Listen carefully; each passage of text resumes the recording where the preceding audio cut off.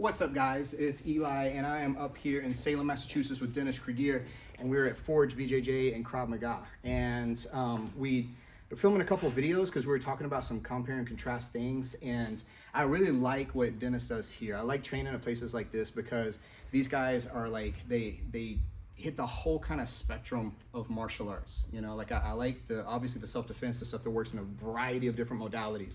So whether it's like gi competition, no gi competition, self-defense with limited rules, or like MMA, like they kind of hit everything. And whenever we're discussing like some clinch stuff, and we're talking about some different clinch stuff, then when it starts to get into that framework of like what's going to be better for this situation or that situation, inevitably a conversation that keeps popping up is underhook versus overhook.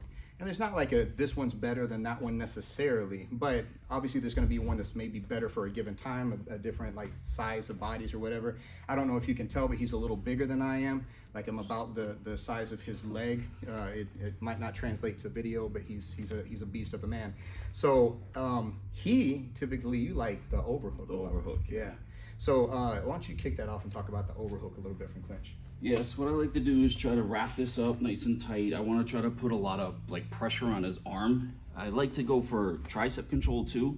I feel that kind of gives me a little bit more leverage to pull him in, and with the head, using the head here. This is good, all this stuff's good, bicep, all that. I just feel like when I get here like this and I'm wrenching him, what I'm trying to really get him to do is to pull that arm down and out like that. All right, so once we're driving in and I'm really putting that pressure, he pulls that arm. Now we can turn this right into a 2-on-1 here, so this way I can continue to control this. Maybe I have my grips, maybe I wrap it, maybe I have low grip here. All I'm gonna do from here, the first one is we try to go to the back. So I reach across and try to really grip onto his hip here, feed this in, and then we come in and shoot in and take the back. Split him here. Different types of takedowns. Like if he puts pressure back into me, I can just sit him down, kind of go into that. Okay. Same thing if we're here and he takes that arm out and I get this grip here, maybe I ended up this way. Now I might go into some type of lateral throw. So we're here, I'm putting that pressure. All I'm doing is step in, drop, basically flip it more, and then we end up here in side control. So there's a couple of different options off that you can play with. If you know the Japanese name for that throw, comment and let me know about it, because I get my terms mixed up a lot of the time. But it's a lateral drop regardless, yeah. And with that kind of that 2-on-1 like that it's really effective because he's anchored to me, and again he's a big man. He drops, I got to drop with him. Dude, all those options are fantastic, and that and just feeling the pressure that he creates from that. Like a lot of it, yeah, maybe some of it's because he's big and he's strong, but like it's just structural. Like you winning that headspace. So like when we were talking about clinch, so many things, so many elements of what happened in this type of clinch, whether it's over or underhook. If you're going here and you're doing all that to me, this here, like you're not even applying any pressure, but the structure of it is so awkward for me. I'm getting bunched up and all this that I have to do something. And this seems like the easiest thing to do, and that plays right into your hand, right? Yeah. So now I tend to like the underhook a lot, especially if somebody's like bigger than I am, because it gives me a little bit more of an uprooting feel to it. When I play overhook, I don't feel like it's a contest that I'm gonna be winning very much on somebody his size. Whereas if I get here, I'm trying to play up high like this, and gi or no gi, doesn't really matter. You can get grips and stuff. They don't enhance it a ton necessarily, in my opinion. But again, I'm winning headspace here too, and I'm trying to cut this angle. Typically in these kind of clinches, I want to have my center line facing his facing off somewhere, and that's what winning that headspace does a lot of the time. It helps me to win position like that, so it helps me to control a lot of those structural elements.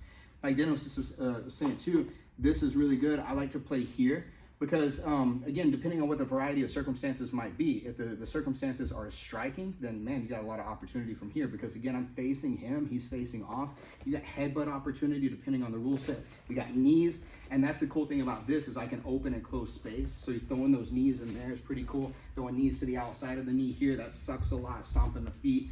So lots of cool stuff for MMA or limited to no rule situations off of that.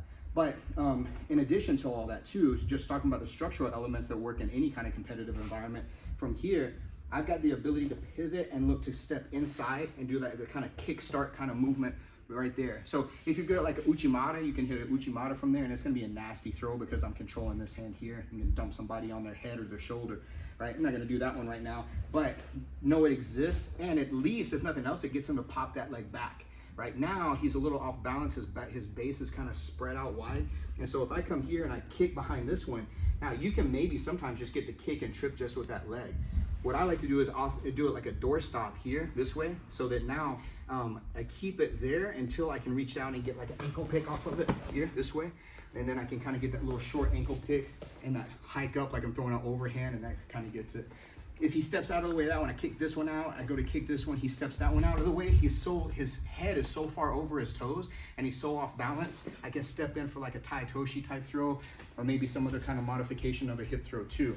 So it's a really good clinch for setting up not only different kinds of holds, controls, pins, restraints, but throws, strikes. So that I really like that, whether it's overhook or underhook.